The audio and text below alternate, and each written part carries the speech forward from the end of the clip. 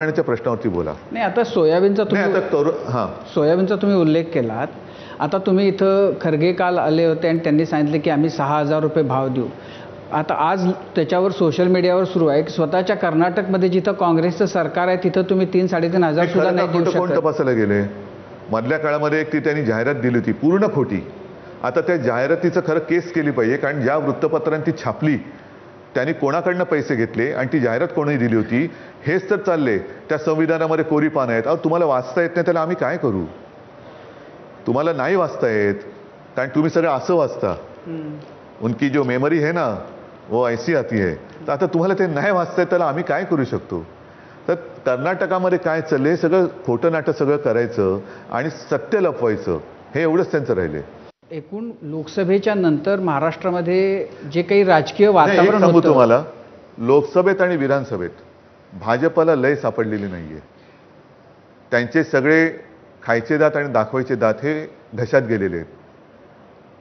ते 405चा नारा त्यांनी जो दिला होता संविधान बदलण्यासाठी, दुर्दैवाने त्यांचीच लोक बोलली आणि त्यांचं भांडं फुटलं आणि लोकांनी त्यांची जी काय वाट लावायची ती लावली.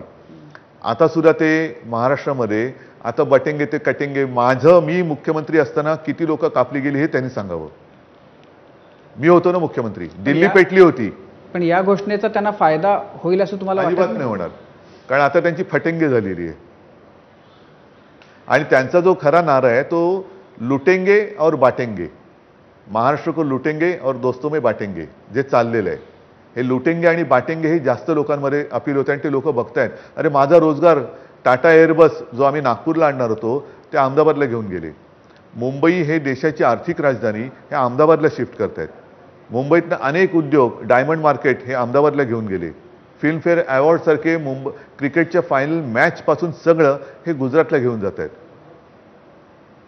हे गुजरातला घेऊन कशाला? आता ही धारावी जी काय करतायत, धारावी वाचवायला कोणी नव्हतं आलं.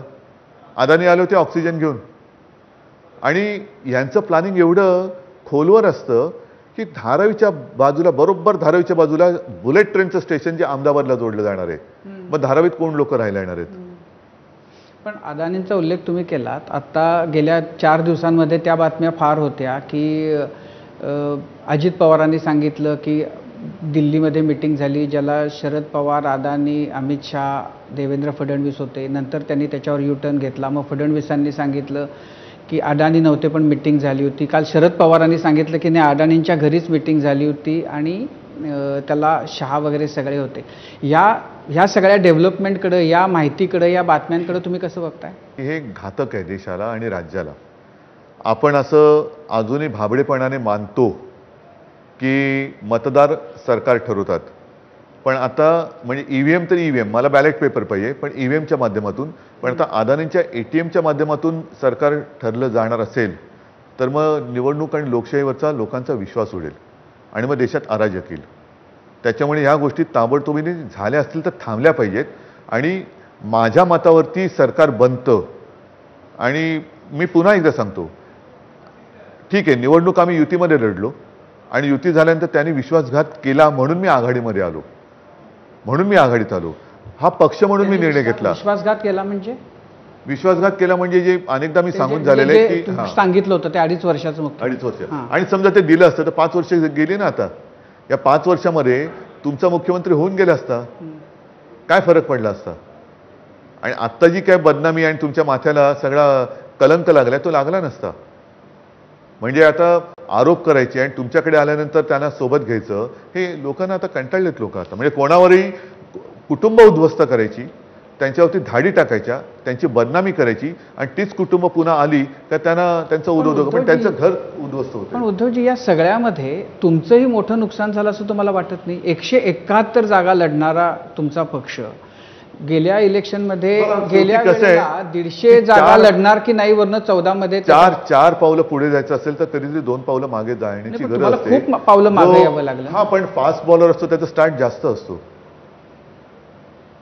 तो जास्त मोठा स्टार्ट घेतो आणि मग तो त्याला बरोबर टाकतो बॉल. पण म्हणजे 171 वरनं आता तुम्हाला 100च्याही पेक्षा कमी जागा तुम्ही ठीक आहे ना. पण मला महाराष्ट्र पुढे न्यायचं आहे आता. आणि आता परत बघा की मी प्रामाणिकपणाने महाराष्ट्राच्या हितासाठी स्वीकारलं पण आज देखील भाजपा त्यांची नीती सोडत नाहीये. आता यांना सगळ्यांना असं गोल गुंडाळले की एकटा भाजप पुन्हा सत्तेत